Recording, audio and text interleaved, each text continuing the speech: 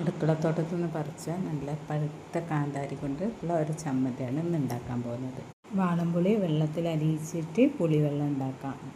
കാന്താരി മുളകിൻ്റെ കൂടെ കുറച്ച് ഉപ്പ്, കറിവേപ്പില, ഇഞ്ചി, ചെറിയ ഉള്ളി ഒക്കെ ഇട്ടിട്ട് നല്ലപോലെ അരച്ചെടുക്കുക.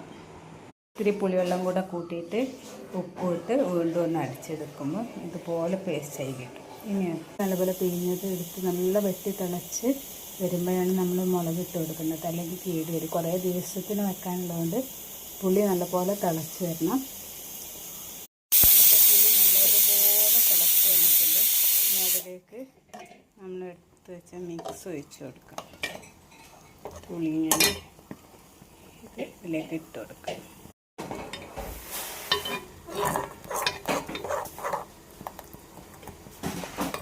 കാന്താരി മുളകിൻ്റെ മിക്സ് നമ്മളിതിലേക്ക് ഒഴിച്ചു ഈ പുളിവെള്ളത്തിൽ. ഇനി ഇത് കിടന്ന് തിളച്ച് വറ്റി വന്നു കഴിഞ്ഞാൽ നമുക്കെടുത്ത് മാറ്റിയെടുക്കാം.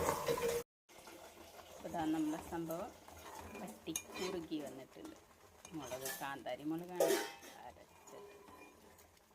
ഈ ഒരു പരുവായി കഴിഞ്ഞാൽ നമുക്കിതിലേക്ക് കുറച്ച് വെളിച്ചെണ്ണ ഒഴിച്ച് കൊടുത്തിട്ട് വീണ്ടും കുറുക്കിയെടുക്കാം. നല്ലപോലെ കുറുകി ഇതിങ്ങനെ ഈ ഒരു പരുവം വരണം, അപ്പോഴാണ് നമ്മൾ എടുത്ത് വെക്കേണ്ടത്. അപ്പോൾ എരിവും പുളിയുള്ള നല്ല ഹെൽത്തി ആയിട്ടുള്ള കാന്താരി ചമ്മന്തി റെഡിയാണ്. ഈ ചമ്മന്തി ഒരാഴ്ചയോ രണ്ടാഴ്ചയൊക്കെ ഒരു കേടും വരാതെ നിൽക്കും. അതുകൊണ്ട് തന്നെ ഈ ഹോസ്റ്റലിലൊക്കെ നിൽക്കുന്ന സമയത്ത് പുളിച്ച സാമ്പാറും അതും ഇതൊക്കെ കഴിക്കുന്നതിന് ഒരു രക്ഷ തന്നെയാണ് ചമ്മന്തി.